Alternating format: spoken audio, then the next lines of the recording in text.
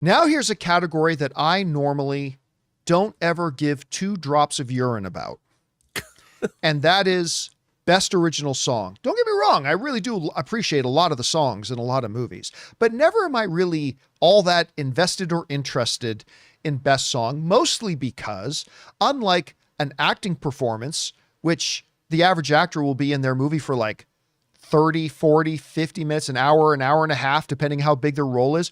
Whereas a song is literally in the movie for about a minute, maybe 2 minutes, maybe at most 3. And then it's out of the movie. And it's only in like less than 1% of the movie. So I don't really usually care all that much. But I gotta say this year, it's an interesting race, Rob, because you got 2 beloved pieces of music. You got the aforementioned I Lied to You from Sinners. And of course, you have like the number 1 song globally, Golden from K-pop Demon Hunters, an animated film from Netflix and the good folks over at Sony, of course. And I've talked on this show for ever since the award nominations came out. A lot of people obviously say Golden because it's number 1 song in the world, but a lot of people standing behind I Lied to You as well. So Rob, I think you know the answer to this, but where do you think the public sentiment is behind on this? Golden or I Lied to You? Bro, it's going to be Golden. Yeah, by an easy margin. It's as you can see there, it is indeed Golden, 86% to 15%. And you know what? I'm torn too, because what usually drives me crazy about best song is that 75% of the time, Rob, it's just a song that's literally just thrown on the end credits.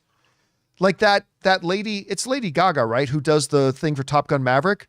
Right. I'm gonna fly through the clouds. I'm gonna fly through the sky. Like, who cares? That has nothing to do with it. It's literally just thrown over the end credits. But I Lied to You and Golden are both songs that are woven into the film and actually tell the story of the film as they're golden. Golden is a piece of narrative in K-pop Demon Hunters. I Lied to You is an important part of Sinners. And that's what I like about both of these. So I'm going to say should win Golden. I'm obsessed. And listen, everybody knows I'm not a big fan of the K-pop Demon Hunters movie, but I am obsessed with the soundtrack. I love it. I love the soundtrack to this movie. So I'm going to say should win Golden. And I'm going to say I Lied to You is going to win.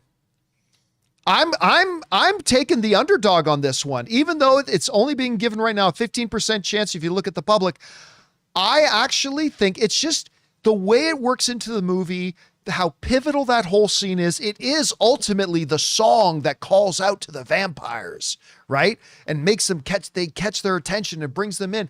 I think that's the sort of thing the Oscar voters are looking for. So I would vote Golden, but I think I Lied to You is going to win. Rob, Wow. What do you think? Would win and should win? Well, you made compelling arguments. I like both songs, but I think Golden was kind of it's a phenom. And the one thing about K-pop Demon Hunters that I think people forget is, one woman came up with the idea, and developed it and nurtured it and brought it into being. And I think that that could have gone another way in terms of the musical identity of that movie. But the music is incredible in K-pop Demon Hunters, much more interesting than I think it probably should be. Whereas Sinners, I expected, Mr. Good, I can't even pronounce Göransson. Ludwig has done such incredible work. I would expect the music of Sinners, and it is amazing. So it's not a surprise. But I think that K-pop Demon Hunters, I think probably would have the momentum. However, the music in Sinners is incredible, and I do think he's going to win Best Score. So, all right. Let's now, actually, the question is for you guys. Who do you see taking home Best Song? I mean, it's going to be one of those two. I Lied to You or Golden? Jump down into the comments and let us know.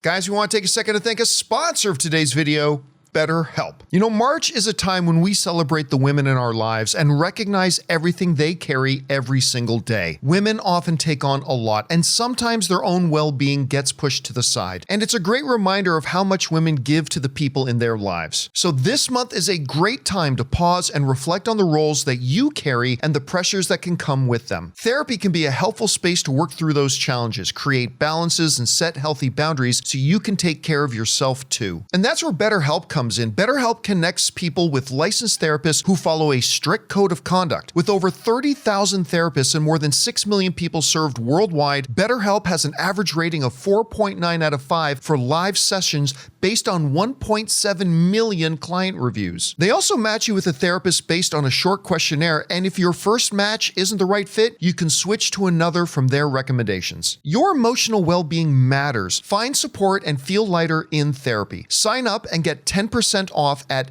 betterhelp.com/Campea. That's betterhelp.com/Campea.